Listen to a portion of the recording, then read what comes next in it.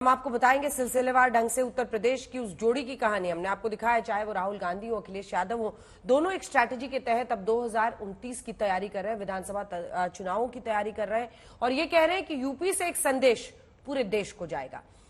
Akhilesh Yadav, Rahul Gandhi, UP के दो लड़कों ने लोकसभा चुनाव जीता। अब दोनों का अगला टारगेट है 2027 विधानसभा चुनाव। अखिलेश का प्लान 2027 क्या है, आज हम डिकोड करेंगे। उससे पहले आपको बताते हैं कैसे अखिलेश और राहुल ने मिलकर यूपी में निकाली है भगवा की हवा। दरअसल बीजेपी के राम, राशन और शासन पर भारी पड़ा है गठबंधन का नारा पीडीए, यानी पिछड़ा दलित अल्पसंख्यक।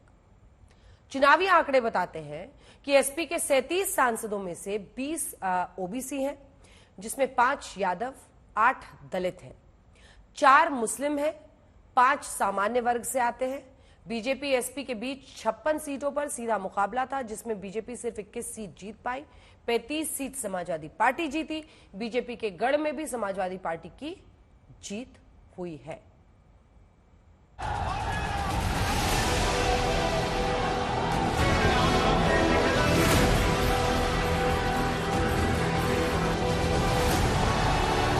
आपने कमाल करके दिखा दिया यूपी के जनता।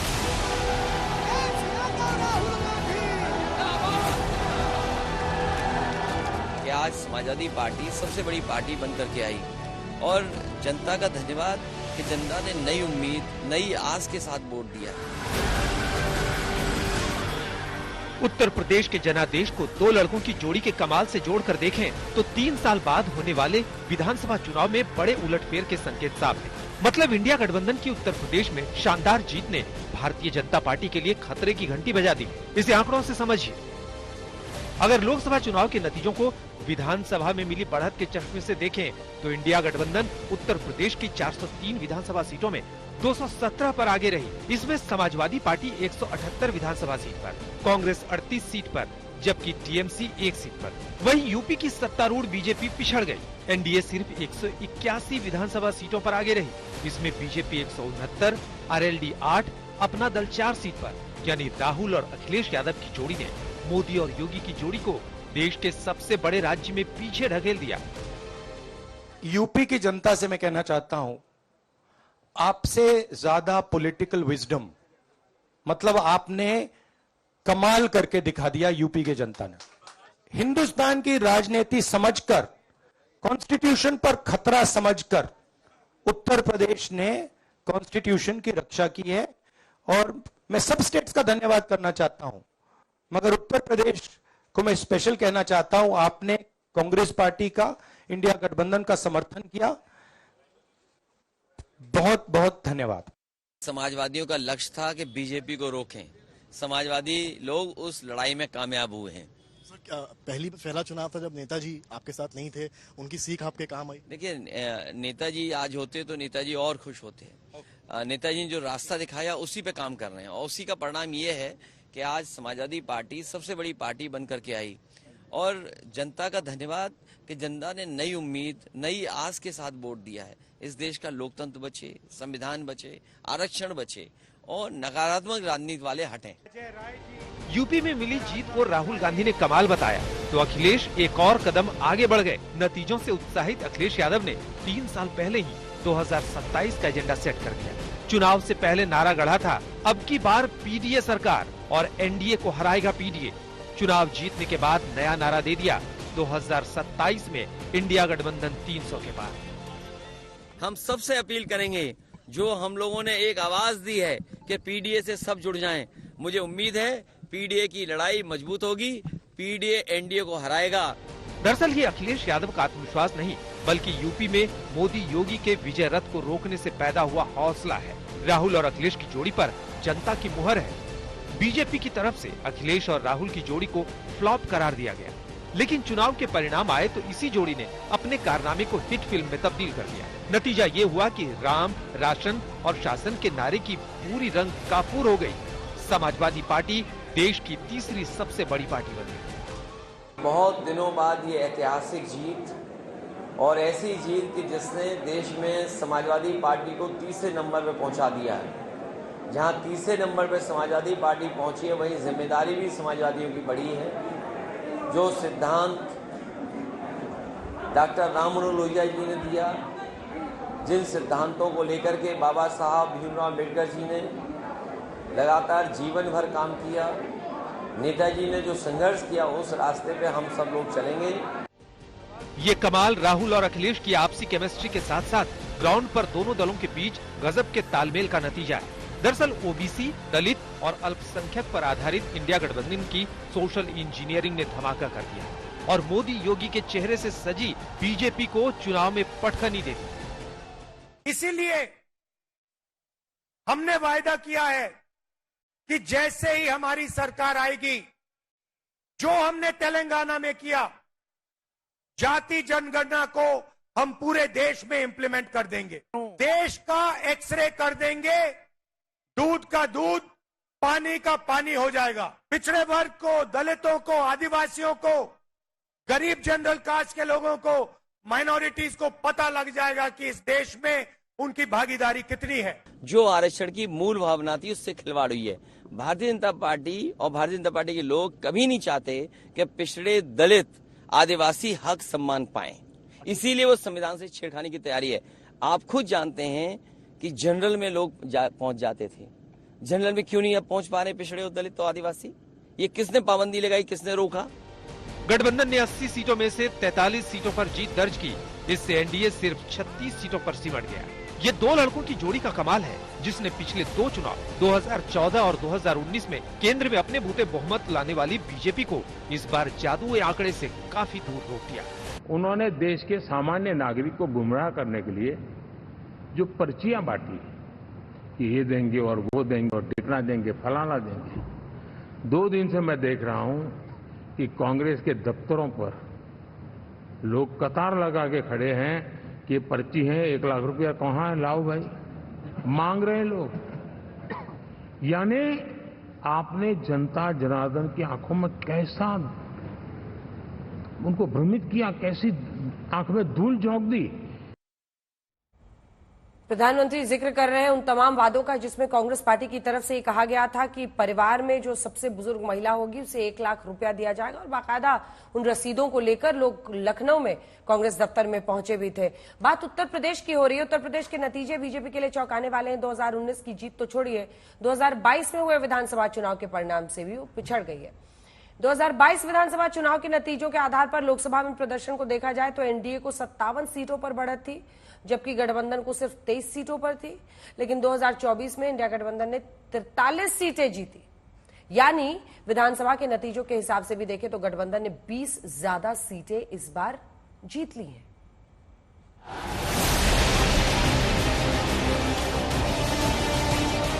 बीते 10 सालों में ये दूसरा मौका था जब अखिलेश और राहुल साथ आए। इससे पहले 2017 के विधानसभा चुनाव में ये जोड़ी साथ आई, लेकिन कमाल नहीं कर पाई। इस बार राहुल और अखिलेश की जोड़ी ने सबको चौंका दिया।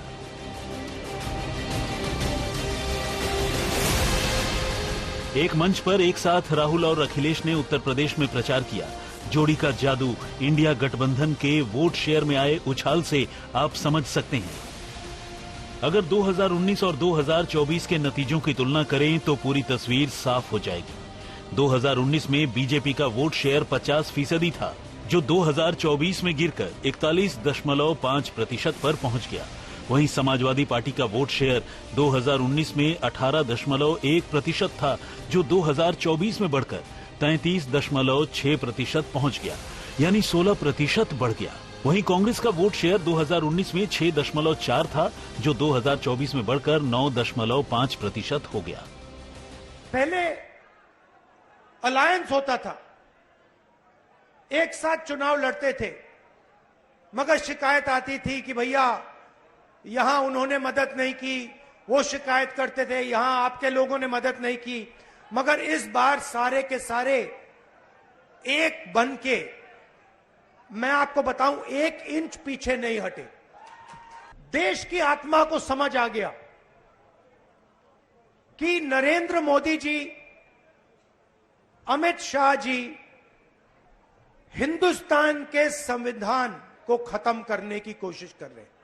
जो हिंदुस्तान की नींव है उससे वो खिलवाड़ कर रहे हैं। इसीलिए पूरा देश एक साथ खड़ा हो गया।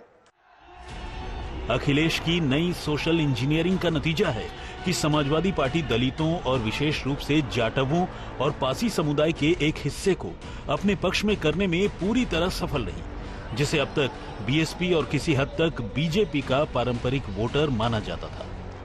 दरअसल 2019 लोकसभा चुनाव में जब समाजवादी और बीएसपी ने यूपी में गठबंधन किया था, तब भी समाजवादी उम्मीदवार दलित वोटों के बहुमत का समर्थन हासिल करने में कामयाब नहीं हुए। लेकिन 2024 में समाजवादी पार्टी और कांग्रेस ने अपनी खोई हुई जमीन वापस पाई।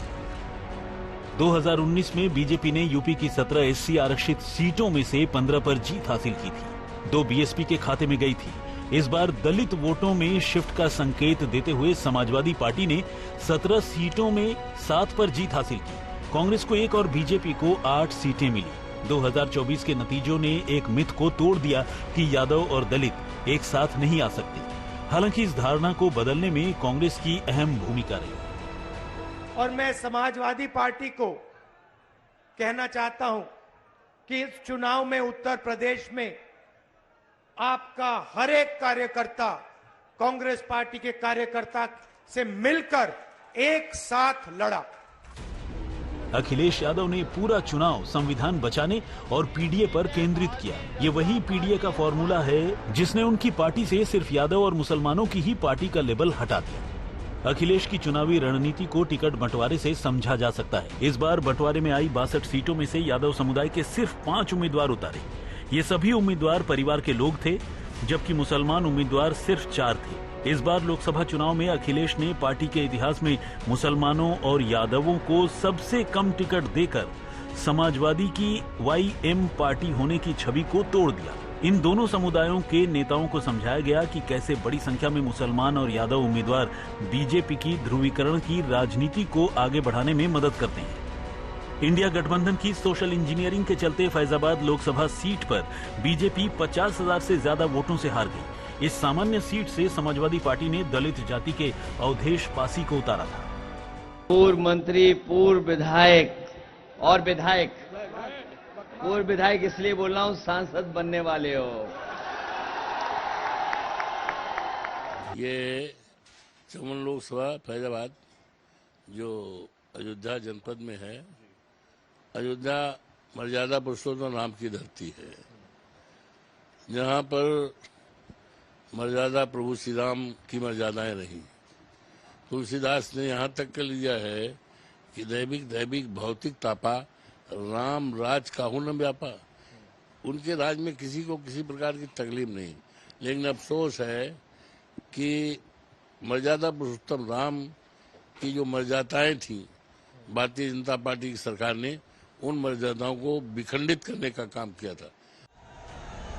एक तरफ अखिलेश यादव ने किसानों के मुद्दे, बेरोजगारी, पेपर लीक, महंगाई पर मोदी सरकार को घेरा, तो दूसरी तरफ टिकट बंटवारे में जातीय समीकरण पर पूरा फोकस किया, जो चुनाव में अखिलेश की सबसे अच्छी रणनीति साबित हुई। 2024 के चुनाव परिणाम बताते हैं कि इंडिया गठबंधन ने बीजेपी को उत्तर प्रदेश में हराया कैसे। सीएसडीएस की सर्वे रिपोर्ट के जरिए समझिए। इंडिया गठबंधन को मुस्लिम समाज का 92% वोट मिला, एनडीए को 2% और बीएसपी को 5%।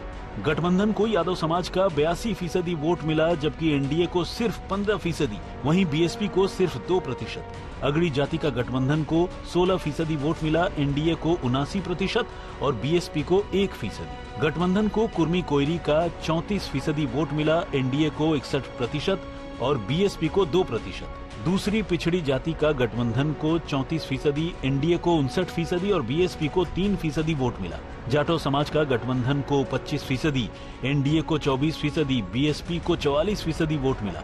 गैर जाटो समाज को गठबंधन का 56%, एनडीए को 29% और बीएसपी को 15% वोट मिला।